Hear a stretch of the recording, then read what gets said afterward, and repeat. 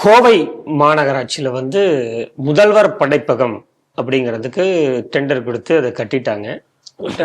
அது சுமார் ஒரு 3.36 கோடியில் அது கட்டப்பட்டிருக்கிறது. அந்த இதில் அட்வான்ஸ் ஒர்க்குன்னு சொல்லிட்டு ஒரு ஒர்க்கை பண்ணியிருக்காங்க. அது சுமார் 1.25 கோடியில் அந்த வேலை நடைபெற்று இருக்கிறது.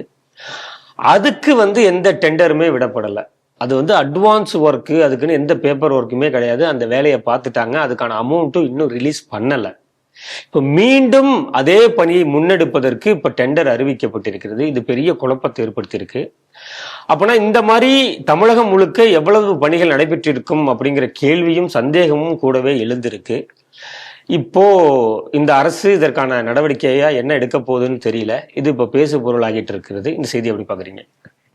இங்க வடிகால் பணி நடந்ததுல 5000 கோடி என்ன ஆச்சுன்னு கேள்வி கேட்டாங்க. அதெல்லாம் பல பணிகள் 95% முடிந்தது, 60% முடிந்தது, 98% முடிந்து விட்டது. பிறகு கூட்டி கழிச்சு பார்த்தா 42% தான் ஆயிருக்கு அப்படின்லாம் நேரு சொன்னார்ல. இப்போ இந்த முடிந்த சதவீத கணக்குகள்லாம் நீங்கள் பார்க்கும் பொழுது அதுலேயே நீங்கள் ஒர்க்கெல்லாம் எப்படி அலோகேட் பண்ணியிருப்பாங்க நீங்கள் ஓரளவு இல்லாமல் பேப்பர் இல்லை, உங்களுக்கு ஒரு ப்ளூ பிரிண்ட், அந்த ஊழலுடைய ப்ளூ பிரிண்ட்டே அதில் வந்திருக்கு. அதே மாதிரி இங்கே நீங்கள் சொல்கிற மாதிரி கோவை மாநகராட்சியில் என்னென்னா கவுண்டம்பாளையம், அதில் 33வது வார்டில் தான் இந்த வேலை நடந்திருக்கு. அங்கே 3.36 கோடிக்கு முதல்வர் படைப்பகம். அது ஒரு நல்ல திட்டம்தான். பட் அதில் எந்த ஒரு திட்டமுமே நாங்கள் ஊழலுக்கான திட்டம் இல்லாமல் செய்ய மாட்டோம் அப்படிங்கிறதுல கங்கணம் கட்டி வேலை செய்யக்கூடியவர்கள் திமுக. அதை விஞ்ஞானபூர்வமாக செய்யக்கூடியவர்களில் அவங்க கை தேர்ந்தவர்கள். இப்போ நீங்கள் கேட்டீங்க, பேப்பர் ஒர்க் எதுவுமே அதில் இல்லை, இன்னாருக்கு தான் இந்த டெண்டர் கொடுத்துருக்கோம், இது இந்த டெண்டருடைய எக்ஸ்டென்ஷன், இதற்கு இவ்வளவு பணி முடிஞ்சால் அவங்களுக்கு இவ்வளவு அமௌண்ட்டை நாங்கள் ரிலீஸ் பண்ணுவோம், இந்த மாதத்திற்குள் இந்த நாட்களுக்குள் இந்த வேலையை அவங்க, இதெல்லாம் அங்கே இருக்கக்கூடிய பொதுப்பணித்துறை பொறியாளரோ இல்லை யாரோ ஒருத்தவங்க சைன் பண்ணி நான் தான் இதை எக்ஸ்டெண்ட் பண்ணியிருக்கிறேன், ஏன்னா ஏற்கனவே அவங்க இதை நல்லா பண்ணியிருக்காங்க, இன்னும் கொஞ்சம் தான், இந்த ஒரு ஃப்ளோர் சரியில்லை, அதை மட்டும் அவங்க எக்ஸ்டென்ஷன் நாங்கள் கொடுத்துருக்கோம், அதனால அட்வான்ஸ் ஒர்க் நாங்கள் கொடுத்துருக்கோம் அப்படின்னு அவர் சொல்லியிருந்தாருன்னா இது எந்த அளவுக்கு உங்கள் வேலை பண்ணியிருக்காங்கங்கிறது தெரிஞ்சிடும். இதெல்லாம் போகிற போக்கில் அப்படி எடுத்துக்கங்க ஒர்க்கு அப்படின்னு. இதில் கமிஷன் கரெக்டாக இதில் போய் சேர்றதுக்கு தான் இந்த வேலை.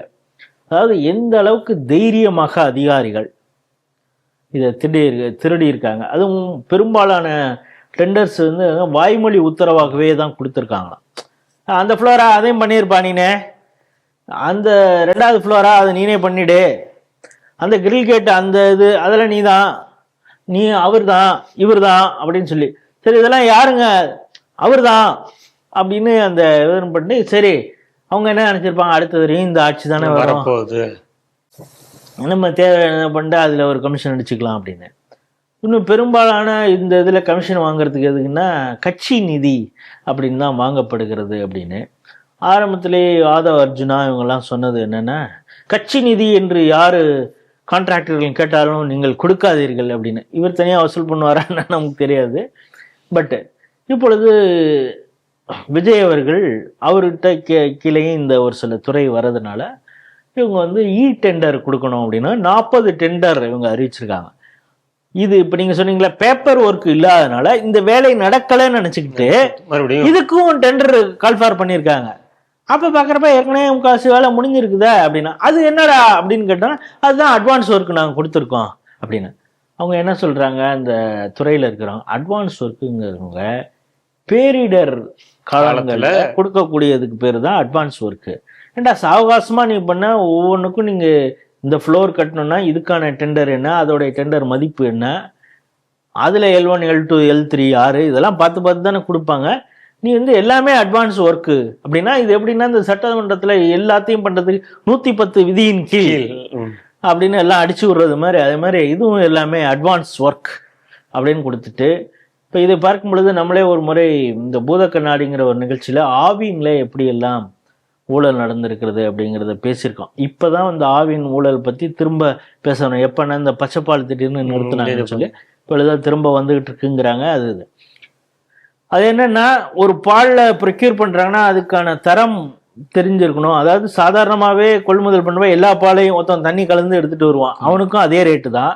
நல்ல பால் ஒருத்தவங்க கொடுப்பான், அவனுக்கும் அதே ரேட்டுங்கிறது எப்படி நியாயமாக இருக்க முடியும்? இப்போ நல்ல பால் கொடுக்குறவன் தானே லூசர். ஸோ இதுக்கு நீங்கள் ப்ரொக்யூர் பண்ணுறப்ப டெஸ்டிங் மிஷின் ஒன்று வைங்க, நாங்கள் அதெல்லாம் பண்ணியிருக்கோம் தெரியுமா அப்படின்னாங்க. சரி, அந்த டெஸ்டிங் மிஷின் ஒரு குறிப்பிட்ட கம்பெனி சப்ளை பண்ணியிருக்குதான். அந்த ஒரு டெஸ்டிங் மிஷினோட ரேட்டே வந்து 65,000 ஏதோ ஒன்று சொல்கிறாங்க. இது மாதிரி வந்து 7,000 இடத்துக்கு அவங்க பர்ச்சேஸ் பண்ணியிருக்கிறாங்க அப்படிங்கிறாங்க. 7,000 கொள்முதல் நிலையங்களுக்கு. இதில் பல கொள்முதல் நிலையங்களில் வேலையே செய்யலை அப்படின்னு. ஆனால் அந்த இது வந்த உடனே பைசா உடனே ரிலீஸ் பண்ணிட்டாங்க. அதாவது இப்போ நீங்கள் பே பார்க்குற இந்த டோல் இந்த மற்ற விஷயங்கள்லாம் ரோடு வச்சுருக்காங்க, இத்தனை வருடங்கள் இந்த ரோடு வரும் அப்படின்னு சொல்லி ஒரு கான்ட்ராக்டர்கிட்ட கொடுக்குறாங்க. அவர் ரோடு போடுறாரு. ஒரு 1.5 வருஷத்துலேயே ஒரு இடத்துல பள்ளம் வருது அப்படின்னா அந்த மெயின்டெனன்ஸ் ஒர்க்கு யார் பார்க்கணும்? அவங்க தான் ரெஸ்பான்ஸ். இந்த கான்ட்ராக்ட். அதே மாதிரி இந்த டெஸ்டிங் மிஷின் கொடுத்தவரும் அப்படி தானே பார்க்கணும். அதுக்கு என்ன பண்ணுவாங்க, ஒரு 15 to 20% அமௌண்ட்டை ஹோல்டு பண்ணுவாங்க. இவங்க உடனே ரிலீஸ் பண்ணியிருக்காங்க அப்படின்னா இவங்களுக்கு தெரிஞ்சவங்கள்ட்ட கொடுத்துருக்காங்க. அதுலேருந்து அந்த பில் பாஸ் பண்ணுறதுக்கும் கமிஷன் ஏதாவது வாங்கியிருக்கணும். வர்றேன் சார் போத்தனை எப்படியெல்லாம் இழுக்கடிக்கிறோம், நீ போட்டவொடனே எனக்கு பைசா ரிலீஸ் பண்ணுறோம் மரியாதை அதில் 10% கொடு இப்படின்னு கூட வாங்கியிருக்கலாம். இப்போ அது போல் இங்கேயும் பல விஷயங்கள்ல நடந்திருக்கும். நான் வந்து உனக்கு அட்வான்ஸ் ஒர்க் கொடுக்குறேன், அதனால் எனக்கு முதலே கமிஷன் கொடு இப்படின்லாம் கூட கேட்டிருக்கலாம். இது ஏதோ கோவை மாநகராட்சியில் நடந்திருக்கு அப்படின்லாம் நம்ம கொதிக்க வேண்டாம். நீங்கள் எல்லா மாநகராட்சியிலும், ஏன்னா திருநெல்வேலி மாநகராட்சியில் நாம் பார்த்தோம், ஃபினாயில் வாங்கினது 55 லட்சம் அந்த மாதம் சைன் பண்ணலன்னு இப்போ டிரான்ஸ்ஃபர் ஆன கடைசி நாளில் அந்த கமிஷனர் வந்து டிரான்ஸ்ஃபர் பண்ணிட்டு போன அந்த விஷயங்கள்லாம் நம்ம பார்த்துருக்குறோம். அதே மாதிரி பான்ஸ் பவுடரா இல்லை மைதா மாவா இப்படின்லாம் கேள்வி கேட்ட அந்த விஷயங்கள்லாம் பார்க்குறோம், நம்ம மேயர் கேட்ட அந்த வேலையெல்லாம்.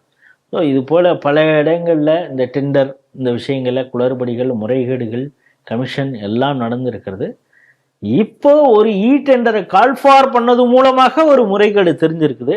இப்போ இந்த முறைகேடு தெரிஞ்சிருக்கிறதுங்கிறது ஒரு பக்கம், இந்த முறைகேட்டில் ஈடுபட்ட அதிகாரிகள் தைரியமாக திருடியிருக்கான்ல, இவர்கள் மீது இந்த அரசு நடவடிக்கை எடுக்குமா அப்படிங்கிறது ஒரு கேள்வி. சரி, இவன் நாளைக்கு நமக்கு யூஸ் ஆவான் அப்படின்னு சொல்லிட்டு இந்த கவர்மெண்ட்டே பெரிய ரொம்ப பிஸ்தாவாக இருப்பாம்பள இருக்க திருடுறதுல, இவனும் நமக்கு யூஸ் ஆகும் அப்படின்னு சொல்லிட்டு சும்மா பேருக்கு பக்கத்தில் ஒரு டிரான்ஸ்ஃபர் பண்ணிட்டு வேணுங்கிறப்ப திரும்ப கொண்டு வந்து அதை திருடுற வாங்களா அப்படிங்கிறதுல போக போக இந்த அரசு எடுக்கும் நடவடிக்கையை பொறுத்து தான் இருக்குது அப்படிங்கிறது தான் இந்த செய்தி.